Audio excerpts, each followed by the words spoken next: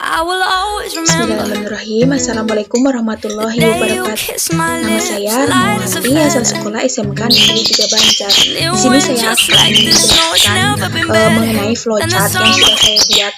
Di sini saya ditugaskan untuk membuat flowchart dengan 7 kasus. Nah, di sini saya menggunakan aplikasi Visio 2016. Nah, jadi di dalam Visio 2016 itu terdapat beberapa pilihan-pilihannya, yaitu di sini ada persegi panjang, melambangkan proses, kemudian belah ketupat, decision, kemudian ada seperti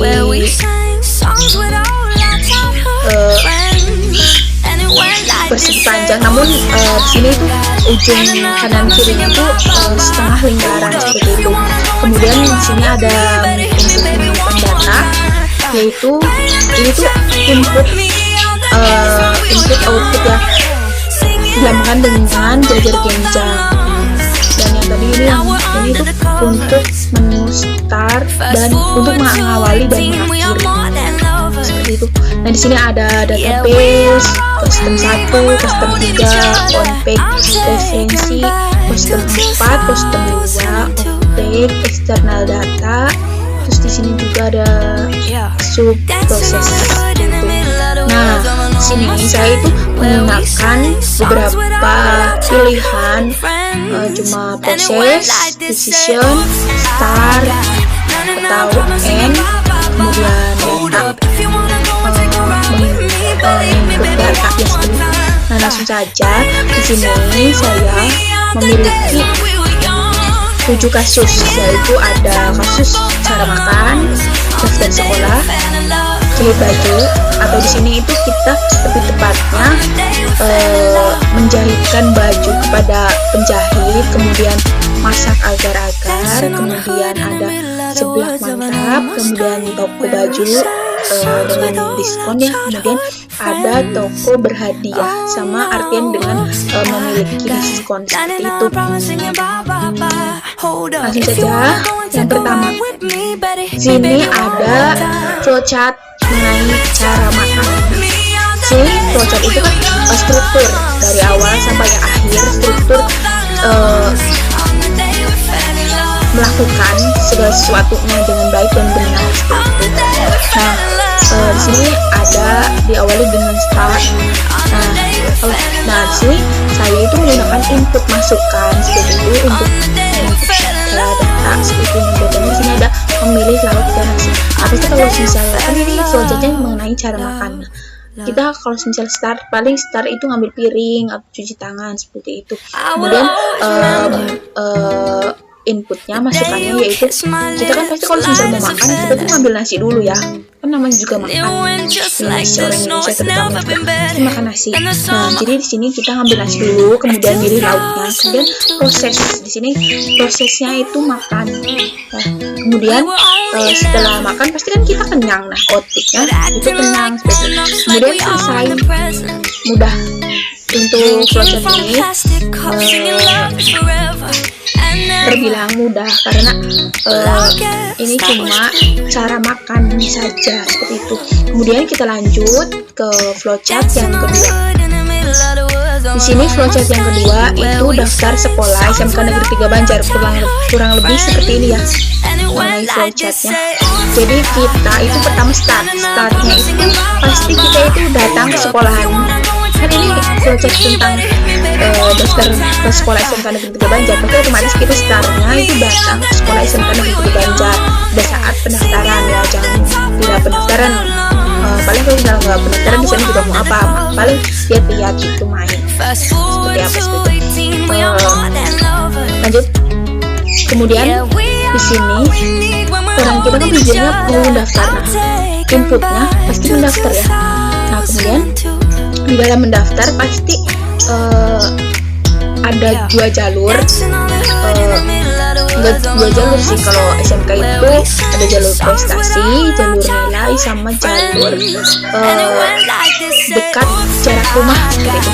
Tapi yang saya buat itu kurang lebih ini cuma 2 gitu, jadi enggak 3-3-nya seperti itu, jadi cuma ambil 2 saja. Nah, dua jalur, yaitu jalur prestasi dan jalur nilai. Nah, di sini apabila kita sudah menggunakan jalur dia ini, pasti kan nanti ujung-ujungnya ada keputusan diterima dan tidak diterima. Apabila kita tidak diterima, kita bisa mendaftar ulang. Apabila kita awal menggunakan jalur prestasi, nah kita bisa mencoba lagi yang keduanya bisa menggunakan jalur nilai.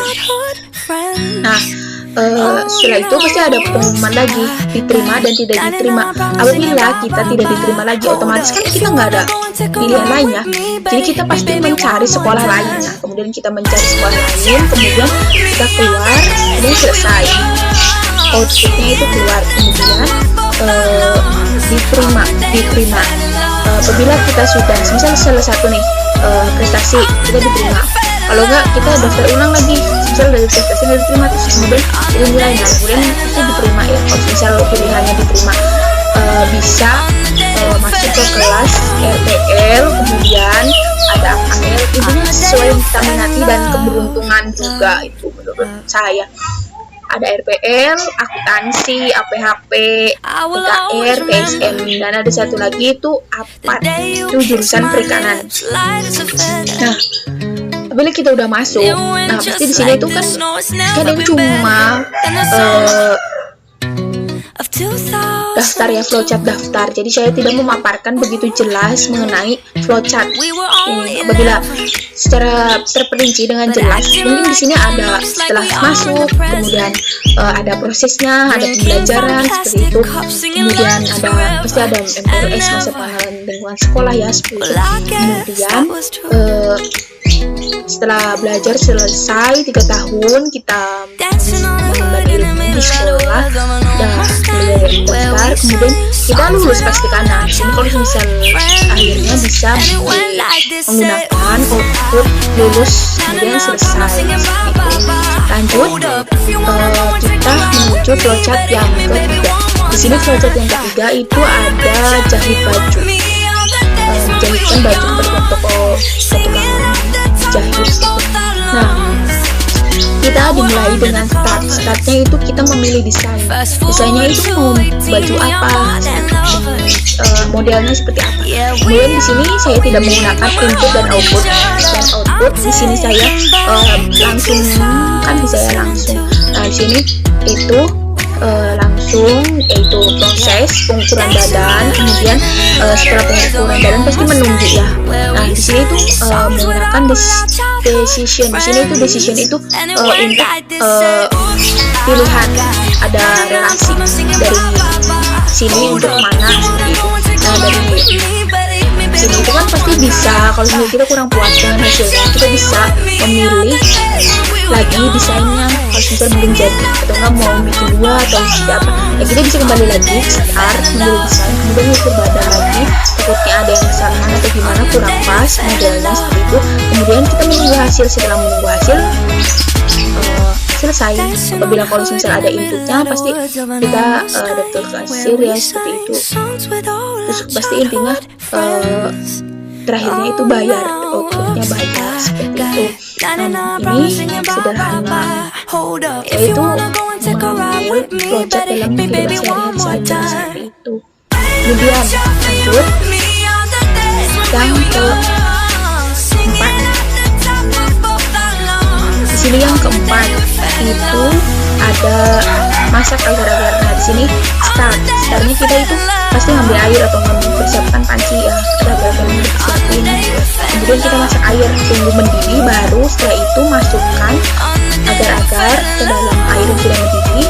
Kemudian setelah itu kan prosesnya, kemudian nunggu, terus kemudian dinginkan outputnya, kemudian selesai. Seperti itu flowchart yang ke-5. Nah, di sini untuk flowchart ke-5 mungkin sedikit unik ya, ada seblak mantap. Jadi di sini kan seblak kan lagi bumi-buminya nih, zaman sekarang itu tentang seblak. Jadi saya bisa bikin flowchart mengenai seblak. Nah di sini seblaknya itu ada menu itu hanya mengambil menu pilihan yang sedang kayak promo seperti itu, dan tantangan buat para pemakan seblak itu ada level 5, level 7, level 9. Di sini itu ada levelnya sampai 9. Nah di sini kita pertama start, kemudian milih menunya. Nah menunya di sini apabila mau memberi tantangan, di sini ada seblak level, ada levelnya, kemudian esnya itu di sini kan gratis. Kemudian rambutan kita itu dapat promo buat menunjukkan rasa pedas yang sudah paling apabila kita di sini apabila kita beli level 5 itu dapat gratis S1 apabila. Terus kemudian setelah di sini tuh ada gratisnya dua macam, yaitu es, kemudian ada permen. Nah dapat S1, kemudian permennya 3 apabila beli di seblak yang levelnya 5. Dan apabila kita beli di seblak level 7 kita dapat esnya gratis, esnya 2, kemudian dapat permennya 5. Kemudian apabila kita membeli seblak level 9 yang paling teratas tuh, kita dapat esnya 2, kemudian permennya 7. Kemudian kita pasti itu kan baru memesan ya, itu kan menu memesan. Nah setelah itu pasti kita kan menunggu jadi si seblak tersebut. Nah es dan permennya itu dapatnya ketika seblak sudah datang. Jadi kemudian setelah menunggu pasti kan bisa dibungkus, bisa dimakan saja. Apabila dibungkus ya sudah dibungkus, kemudian langsung bayar tuh selesai. Apabila setelah menunggu terus mau makan di sana ya udah tinggal makan di sana, kemudian bayar tuh selesai. Jadi di sini inputnya menu, kemudian diakhiri dengan pilihan mau dibungkus atau dimakan di sana. Kemudian lanjut saja ke flowchart ke-6.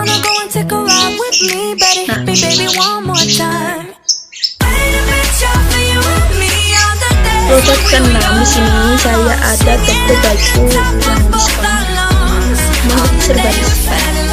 Nah di sini itu kita diawali dengan start, kemudian memilih baju.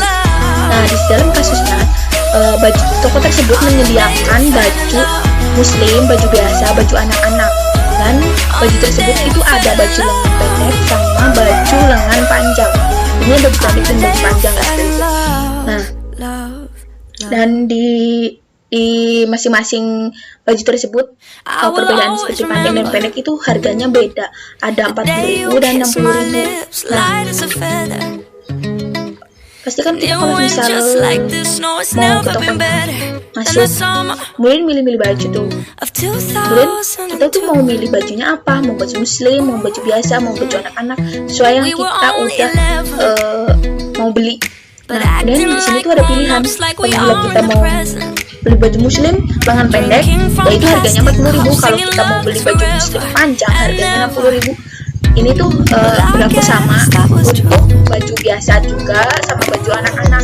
Nah di sini perbedaannya cuma harga ya, itu sama harganya. Kalau sudah baju pendek 40.000, baju panjang itu 60.000. Kemudian kalau sudah kita udah siap, milih ini udah, kalau ya udah yakin sama pilihan kita untuk baju tersebut. Nah setelah itu kita bayar, kemudian selesai. Yang terakhir itu flowchart ketutup.